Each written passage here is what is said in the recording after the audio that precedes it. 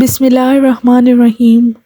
حضرت سلیمان علیہ السلام آسمان و زمین کے درمیان میں ہوا میں اڑا کرتے تھے۔ چنانچہ ایک دن جب کسی گہرے سمندر میں سے ان کا گزر ہوا تو دریا میں ہولناک موجیں اٹھتے دیکھ کر ہوا کو پھیل جانے کا حکم دیا اور جناتوں کو دریا میں غوطہ لگا کر نیچے کا حال معلوم کرنے کا حکم دیا۔ جب حضرت سلیمان علیہ السلام کے حکم سے جنوں نے دریا میں غوطہ لگایا تو اس میں موتی کا ایک ایسا چمکدار کعبہ دیکھا جس میں کوئی دروازہ نہ تھا۔ حضرت سلیمان کو اس کی خبر دی گئی تو انہوں نے اس کعبہ کو سمندر سے لانے کا حکم فرمایا۔ چنانچہ جنات نے اس کو سمندر سے نکال کر حضرت سلیمان کے سامنے پیش کیا، جس کو دیکھ کر انہیں بہت تعجب ہوا اور اللہ تعالیٰ سے دعا کی، جس سے وہ کعبہ شق ہوا اور اس کا دروازہ کھل گیا۔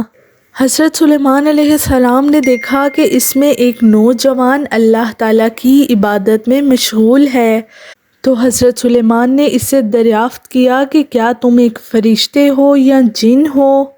اس نوجوان نے جواب دیا، میں انسان کی جنس سے ہوں۔ اس کے بعد حضرت سلیمان نے دریافت فرمایا کہ آخر یہ بزرگی اور فضیلت تجھے کیوں کر حاصل ہوئی؟ اس نوجوان نے عرض کیا، حضرت مجھے یہ فضیلت اطاعت والدین اور ان کے ساتھ حسن سلوک کے سبب حاصل ہوئی ہے۔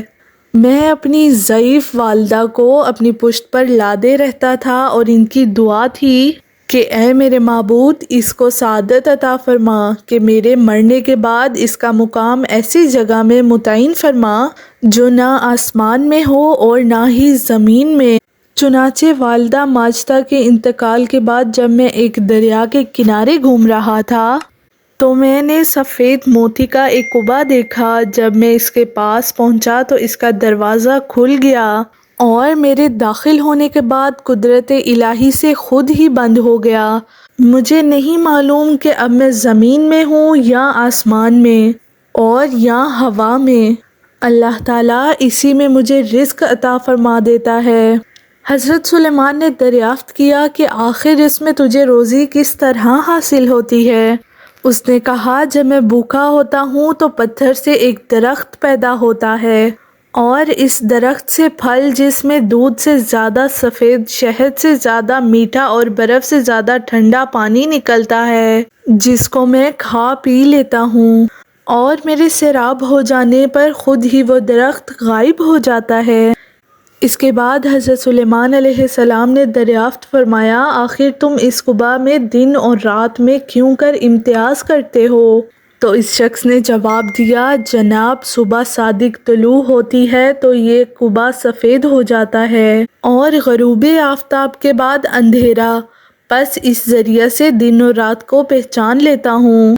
اس کے بعد حضرت سلیمان علیہ السلام کی دعا سے وہ کعبہ دریا کی گہرائی میں اپنے مقام کی طرف لوٹ گیا۔ اللہ تعالیٰ نے کیا خوب صلہ دیا ہے اس شخص کو اپنے والدین کی اطاعت کا۔ ماں باپ کی خدمت کی کس قدر عظمت ہے۔